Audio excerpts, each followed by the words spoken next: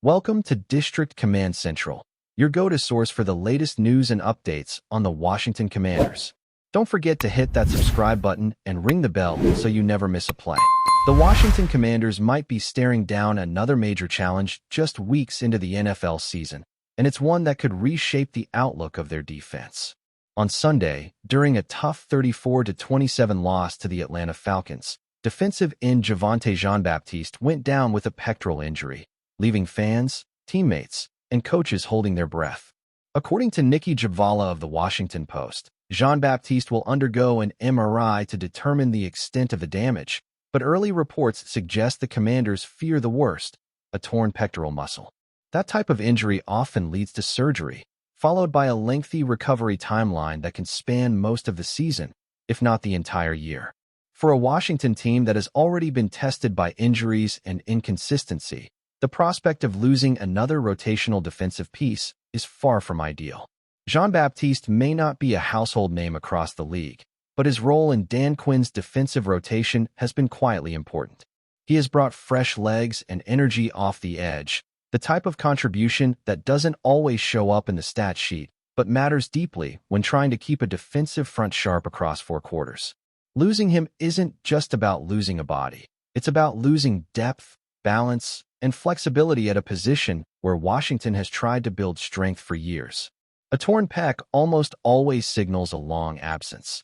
And if that diagnosis is confirmed, Washington will be forced to reconfigure its defensive game plan at a time when the NFC is shaping up to be one of the most competitive conferences in recent memory. The ripple effect of such an injury can't be overstated. With Jean-Baptiste sidelined, the Commanders will likely turn to Jalen Holmes, a journeyman who has bounced around the NFL but now has an opportunity to play meaningful snaps in Washington. Holmes will be asked to hold his ground against the run while also providing some level of edge pressure, a tall order given the physicality of Washington's upcoming schedule. Holmes has flashed ability in spurts, but he's also been inconsistent, which is why he's been more of a rotational player than a locked-in starter throughout his career. Washington needs him to stabilize quickly because the defensive line has yet to fully click this season, and another blow to its depth won't make things any easier. The Commanders do have a silver lining, though, and it comes in the form of a veteran who's no stranger to the burgundy and gold. Earlier this month, Washington signed Preston Smith, a proven pass rusher with 70.5 career sacks and a history of success in multiple systems. For longtime fans, Smith's name rings familiar, as he started his career in Washington back in 2015 before carving out productive stints in Green Bay and beyond. His return couldn't come at a better time, as he now figures to be a critical part of the rotation moving forward.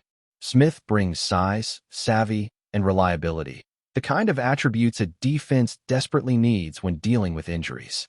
If Jean-Baptiste's season is indeed over, Smith's role won't just be complementary, it will be central. Adding to the complexity of the situation is the presence of Von Miller, another big-name veteran Washington brought in during the offseason. At 36 years old, Miller remains a dangerous situational weapon, particularly when rushing the passer in obvious passing downs. However, the Commanders must be careful with how they use him. Overworking Miller would be counterproductive, as his durability has been tested in recent years. Instead, Washington must rely on a combination of Miller, Smith, Holmes, and other depth pieces to weather the storm.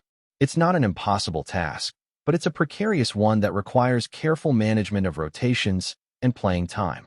This latest setback highlights a recurring theme for Washington: the constant battle against attrition. Injuries are part of football, but some teams seem to get hit harder than others, and for the Commanders, the defensive line has been a revolving door of contributors. The frustration lies in the fact that this group was supposed to be a strength. With Quinn leading the unit, the expectation was that the defensive front would be a disruptive force, setting the tone for the entire team. Instead, inconsistency and bad luck with injuries have kept them from reaching that level, and now losing Jean-Baptiste could further delay any hope of finding rhythm. The NFC landscape only raises the stakes. Washington can't afford to stumble in a conference where teams like the Cowboys, Eagles, and 49ers continue to stack wins. Even squads like the Lions and Packers have shown early flashes of strength, meaning every week is crucial for playoff positioning. The Commanders' margin for error was already slim, And if Jean-Baptiste's injury proves season-ending, the challenge becomes even steeper. For head coach Dan Quinn, this isn't just about schematics. It's about morale, depth, and leadership. How he manages this setback will say a lot about his ability to keep this team competitive despite adversity. It's worth noting that Washington has been proactive in preparing for moments like this. The signing of Smith wasn't just a nostalgic move. It was a calculated step to provide insurance in case the injury bug struck. Now, that insurance policy may need to be cashed in sooner than expected. Smith doesn't just bring talent. He brings experience, something younger players like Holmes and others can lean on as they adjust to larger roles. In a league where momentum can shift on a dime, having a steadying veteran presence can be the difference between staying afloat and sinking. For now, the Commanders and their fans wait on the MRI results with anxious anticipation. Hope remains that the injury isn't as severe as feared, but the early indicators don't inspire much optimism. A torn pec is one of those injuries that almost always spells trouble, and the road back isn't quick or easy. If Jean-Baptiste is out for the season, it will be a gut punch not just to him personally, as a player trying to carve out a role in the league, but also to a Washington defense trying to find its identity. The story of the 2024 Washington Commanders season is already shaping up to be one defined by resilience, and this latest twist only adds to that narrative. Whether it's next man up in Holmes, a reunion tale with Preston Smith, or carefully managed bursts from Von Miller, Washington will need every ounce of creativity and grit to keep its defensive front from unraveling. Injuries may be inevitable, but how a team responds to them often separates contenders from pretenders. For the Commanders, that test begins now, and the results of Jean-Baptiste's MRI could very well mark a turning point in their season. If you're enjoying the coverage, make sure to smash that like button and drop a comment with your thoughts on the Commanders' latest moves. We want to hear from you. The NFL world is buzzing with one of the most unexpected and electrifying moves of the season. Chase Young is reportedly back in Washington. Yes, you heard that right. After leaving the team and making waves elsewhere, the defensive powerhouse seems to have come full circle, finding his way back to the place where it all began, and the chatter around this move is deafening. Sources close to the situation are hinting that this wasn't just any trade. It was a lightning-fast, almost secretive exchange that caught many off guard. Analysts are scrambling to piece together the chain of events that led to Young's return, and fans of the Commanders are already imagining the chaos and dominance he could bring to their defensive front. There's a certain poetic symmetry in seeing a player like Young, once a young phenom drafted to redefine a franchise's defensive identity, now returning to reassert his presence after gaining experience elsewhere.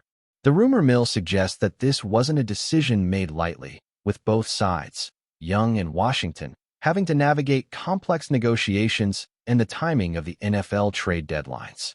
While the exact details are shrouded in mystery, the consensus is clear. This move could drastically reshape the defensive landscape for the Commanders and potentially the entire NFC East. Fans on social media have gone wild, with speculation running rampant about what this means for the team's defensive schemes. Many are pointing to the fact that Chase Young's presence alone changes the way opposing offenses must approach the line of scrimmage. Quarterbacks might now have to think twice before even stepping into the pocket, and offensive coordinators will likely be forced to rethink game plans. The buzz is not just about the immediate impact, though. It's about what this says regarding Washington's ambitions. Are the Commanders positioning themselves as genuine Super Bowl contenders, or is this more of a statement move aimed at energizing the fan base and asserting dominance in the NFC East? There's no denying that Young's return is symbolic.